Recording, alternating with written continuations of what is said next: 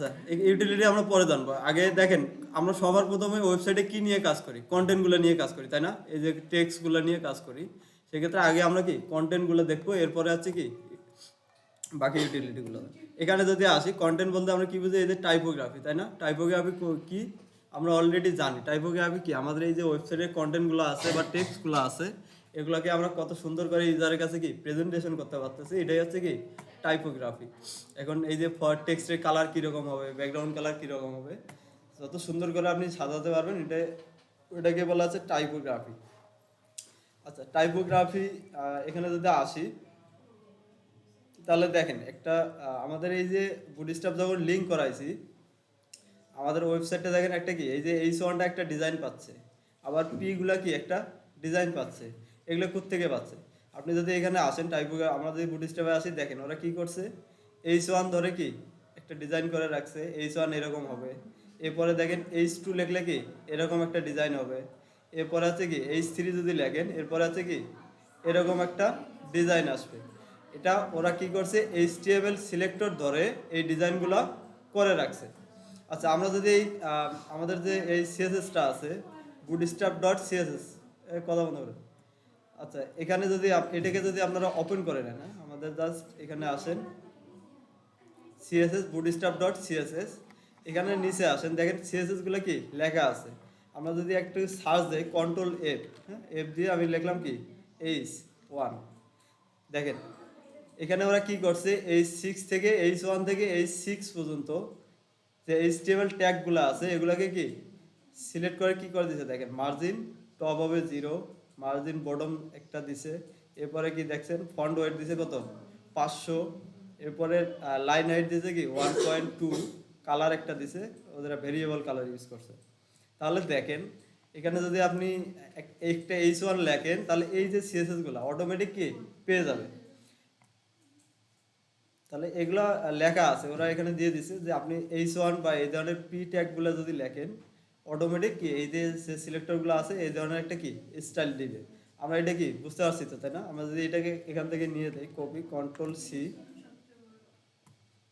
এরপরে HTML এসে কি জাস্ট এগুলোকে আমরা উঠাই দিচ্ছি, এর পরিবর্তে এগুলো পেস্ট করে দেই।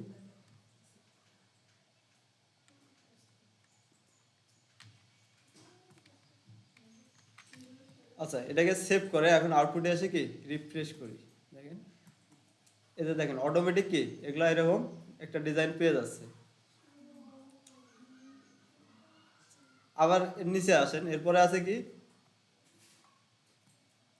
এগুলা দেখেন কি একটা পি ট্যাগ ইউজ করছে, পি ট্যাগের ভিতরে কি H1 নামের কি একটা ক্লাস ইউজ করছে, একটা ক্লাস। তাহলে দেখেন আমি যদি এগুলোকেও কপি করে দিচ্ছি, আপনি H1 লেখেন অথবা একটা ক্লাস যদি ইউজ করেন H1 বা H2, সেক্ষেত্রেও কি এই যে সেম ডিজাইনগুলো কি এখানে পেয়ে যাবে। কারণ আমরা এখানে একটু আগেই দেখলাম, সেটা হচ্ছে দেখেন এরা কি করছে, H6, এরপরে সাথে কি একটা ডট H6 দিছে। ডট H6 মানে কি একটা ক্লাস নেম, তাই না? তাহলে ওরা কি করছে, আপনি যদি কোনোটার মধ্যে ডট ক্লাসের মধ্যে যদি ইউজ করেন H6 সেক্ষেত্রে কি এই যে H6 এর মধ্যেও যে স্টাইলটা পাবে, এই সেম স্টাইলটাও কি এটার মধ্যে পাবে। আমরা যদি এগুলোকে কপি করে নিই, পি ট্যাগগুলো, এই যে পি ট্যাগগুলো কপি করে নিই, কন্ট্রোল সি, আচ্ছা এখানে এসে একটা নিচে একটা কি এইচ আর দিয়ে রাখছি, এইচ আর,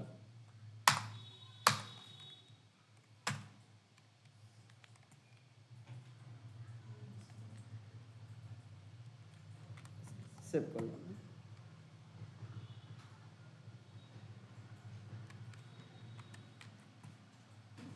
আউটপুটে এসে রিফ্রেশ করেন, তাহলে দেখেন তো এই দুইটার মধ্যে কি বোঝার কোনো উপায় আছে কোনটা হেডিং আর কোনটা পেডিং প্যারাগ্রাফ?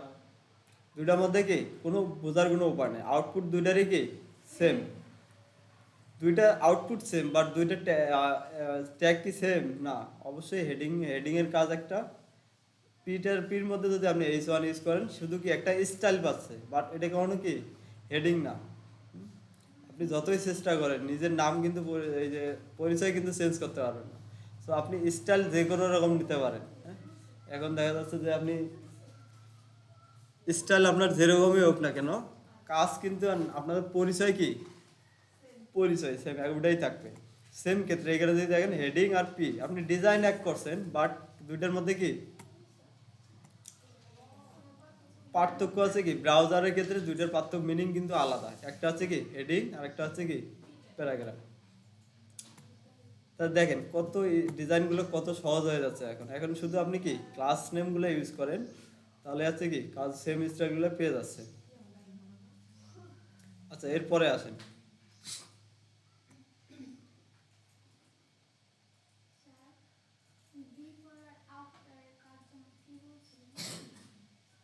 আপনার যেটা এলিমেন্টের আগে সামনে বা পিছনে যদি কোনো কন্টেন্ট অ্যাড করতে চান, সেই ক্ষেত্রে আর কি বিফোর অ্যান্ড আফটার। ধরেন এই যে টেক্সট আছে, এর পাশে একটা কি হ্যাশ আছে, আপনি চাচ্ছেন এটা সিএসএস দিয়ে দিবেন, সেই ক্ষেত্রে আপনি কি আফটার ইউজ করেন। সামনে দিতে চাইলে কি বিফোর ইউজ করেন।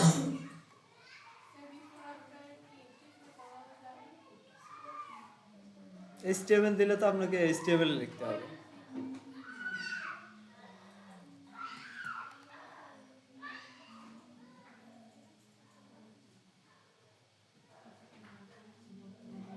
আচ্ছা, এখন যদি হচ্ছে যে এটা কালারগুলো চেঞ্জ করা যাবে, আমি ধরেন চাচ্ছি যে কি এটা একটা কালার চেঞ্জ করে দেন, তাহলে এখানে কি ক্লাস লেখেন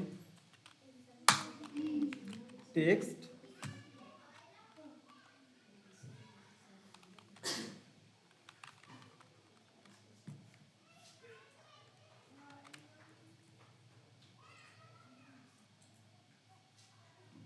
দেখেন এটা একটা কি কালার চলে আসছে। আমি ওখানে লিখছি কি টেক্সট প্রাইমারি, তার মানে প্রাইমারি ধরে ওরা কি একটা কালার দিয়ে রাখছে। এখন যদি টেক্সট আপনি প্রাইমারি ইউজ করেন, এরকম কি একটা ব্লু কালার চলে আসবে। আর এগুলোকে আমরা কি বলছিলাম একটু আগে,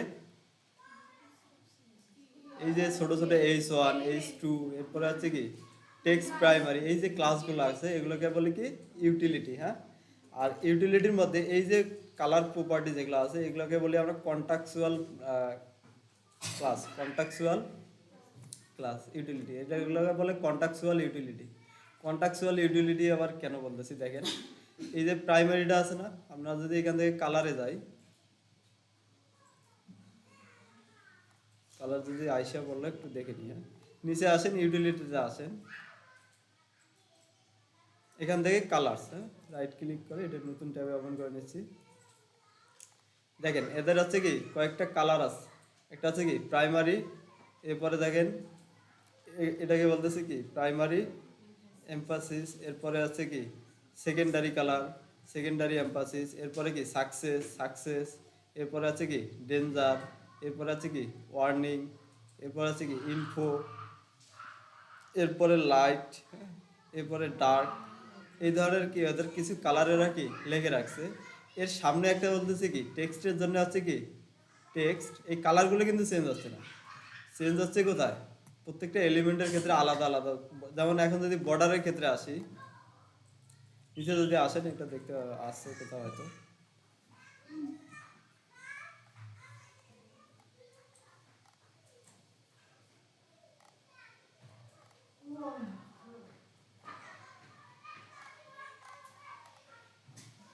এখানে নেই, এখান থেকে যদি আসি ইউটিলিটি,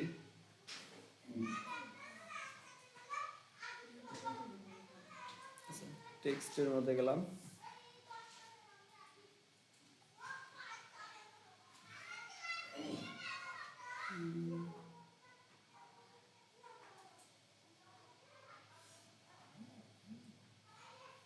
বর্ডার।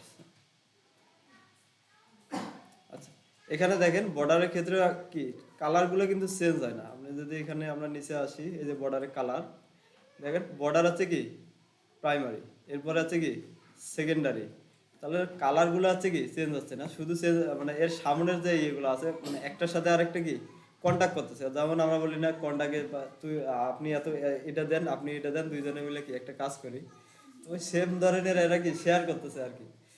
কালারগুলো সেম থাকতেছে, বাট চেঞ্জ হচ্ছে কি আপনার কিসের উপরে অ্যাপ্লাই করতেছেন।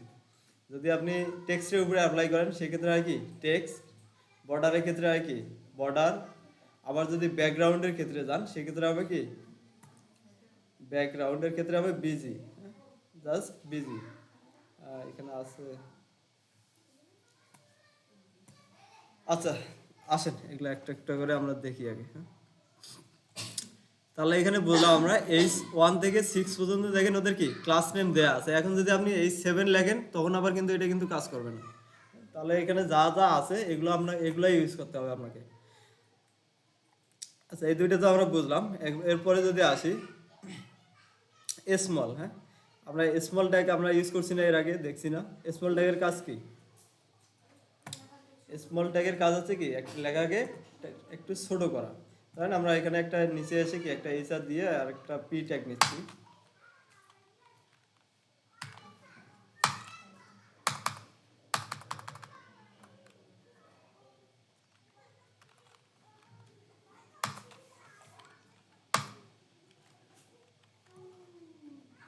আচ্ছা, পিছন থেকে দেখা যায়।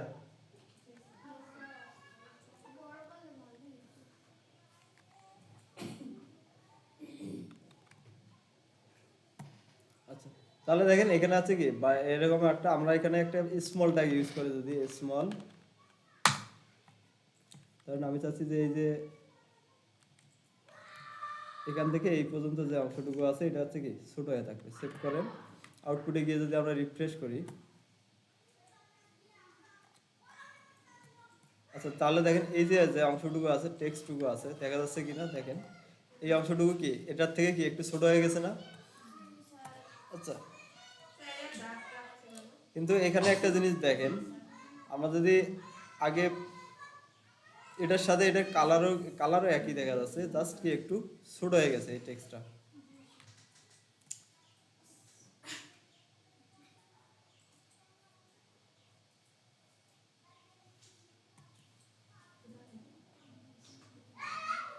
এখন হয়তো বুঝতেছেন না, আমি যদি এখানের ওর একটা কালার দিয়ে দেই তাহলে হয়তো বুঝতে পারবেন।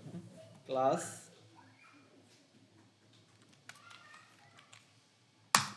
টেক্সট, এরপরে এটা হবে কি প্রাইমারি সেভ করেন। এখন যদি রিফ্রেশ করি তাহলে দেখেন এই যে টেক্সটগুলো আছে এটা থেকে কি স্মল ট্যাগের এগুলো টেক্সটগুলো কি ছোট হয়ে যাচ্ছে। হ্যাঁ, সেম কাজ করে এমনি ট্যাগ, ওরা কিছু একটা স্টাইল করে রাখছে কিন্তু খুব একটা কি এটা বোঝা যাচ্ছে না আর কি, একই কাজ। HTML আমরা অলরেডি জানি, স্মল ট্যাগ ইউজ করলে কি ওই স্মলের ভিতরে যে টেক্সটগুলো থাকে এগুলো কি একটু ছোট হয়ে আসে।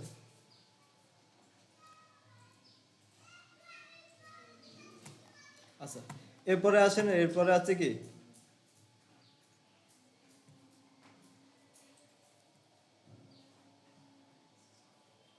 ডিসপ্লে। হ্যাঁ, ডিসপ্লে এখন হচ্ছে যে H1 H2 থেকে যদি আপনার টেক্সট কখনো বড় টেক্সটের প্রয়োজন হয়, এখন যদি বড় টেক্সটের প্রয়োজন হয় সেক্ষেত্রে ইউজ করবেন কি ওরা কয়েকটা প্রপার্টি দিয়ে রাখছে, সেটা হচ্ছে কি ডিসপ্লে প্রপার্টি।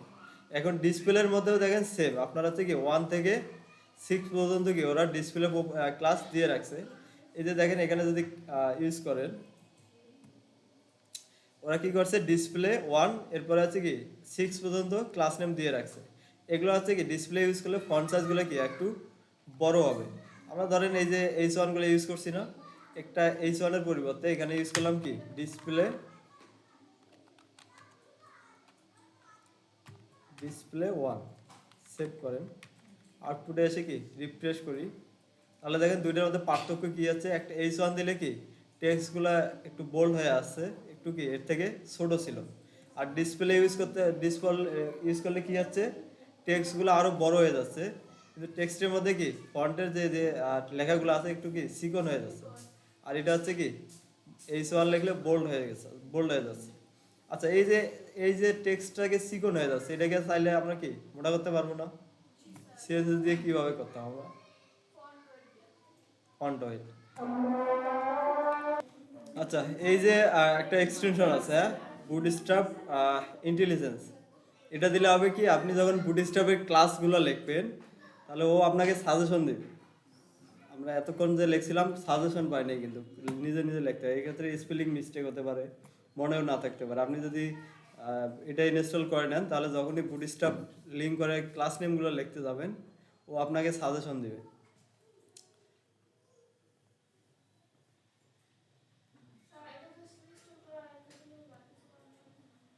কিছু করা লাগবে, জাস্ট ইনস্টল করে নিলেই হবে।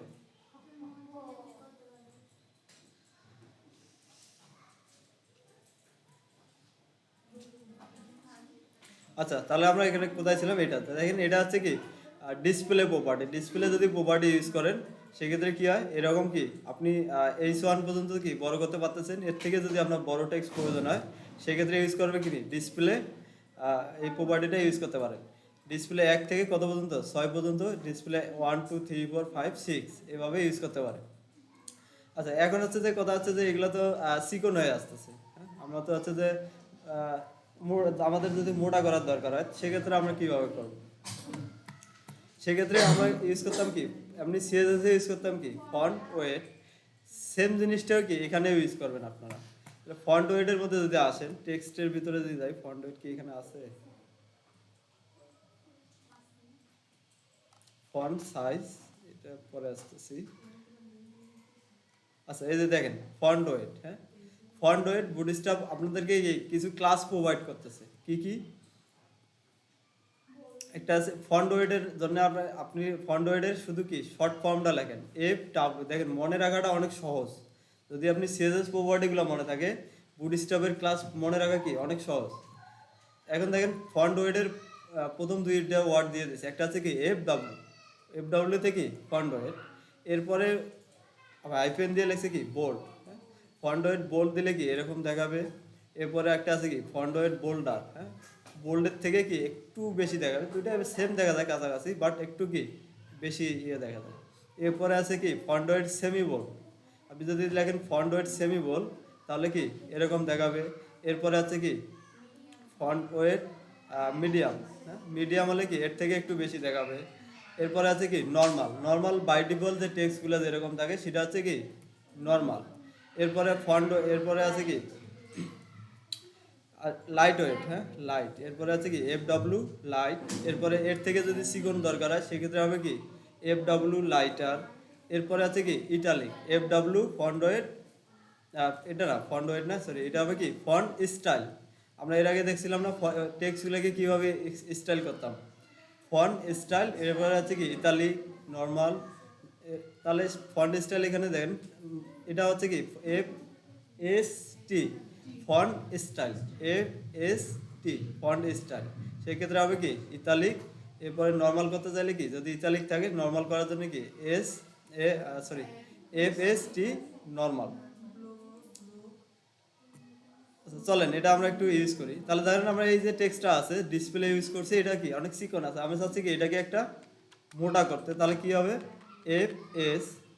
আচ্ছা, এখানে সাজেশন আমরা পাচ্ছি না, দেখেন ইনস্টল করছি বাট সাজেশন পাচ্ছি না। সেক্ষেত্রে কন্ট্রোল/ চাপ দেবেন। আচ্ছা, এখন যদি না, আচ্ছা বুঝতে পারছি। আমরা যদি এবার একটাকে আচ্ছা লিখি আগে FS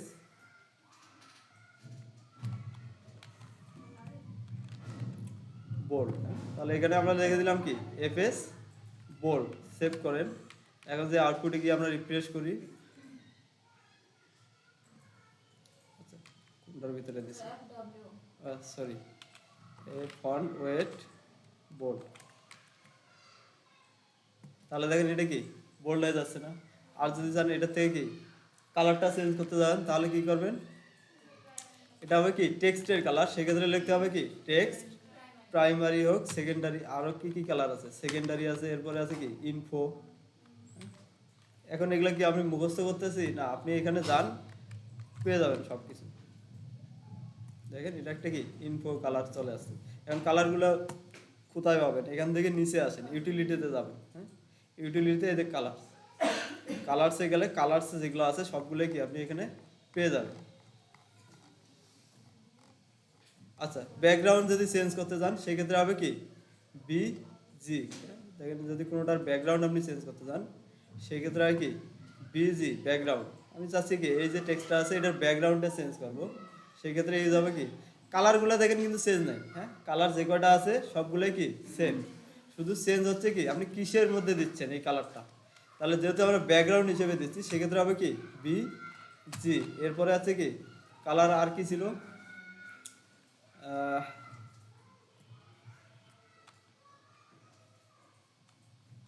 ডেঞ্জার।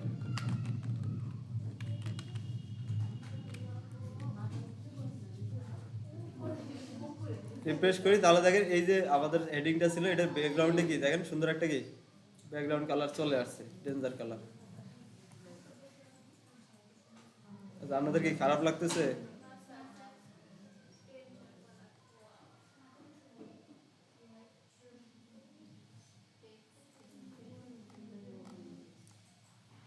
আচ্ছা, এখানে আরেকটা মজার একটা ক্লাস আছে, সেটা হচ্ছে কি লেট। আচ্ছা, লেট দিলে দেখেন কি হয়। কি শারমিন কি হয়েছে? আচ্ছা, এই যে ইন্টারনেটটা আছে না, এটা যদি কাজ না করে একবার ব্রাউজারটাকে কি এই ভিএস কোডটাকে কেটে দেন, কেটে দিয়ে আবার নতুন করে ওপেন করেন, তাহলেই আশা করি কাজ করার কথা।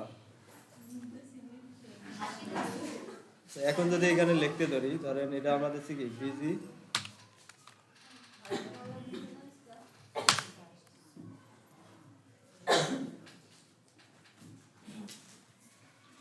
আচ্ছা, আজকে আপনাদের অ্যাসাইনমেন্ট হচ্ছে এই যে বুটস্ট্র্যাপ দিয়ে আপনারা একটা প্রজেক্ট তৈরি করবেন।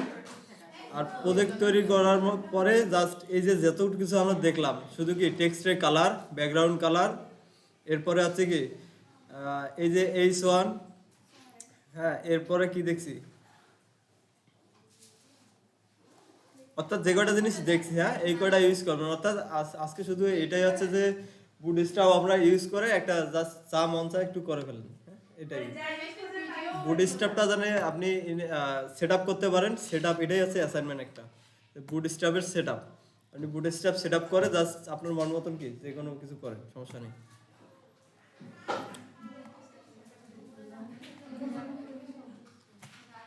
এটা জাস্ট আপনাদের 5 মিনিটের কাজ, হ্যাঁ, কিন্তু 5 মিনিট সময় দিয়ে এটা করে সাবমিট করে দেবেন সবাই কালকের মধ্যেই।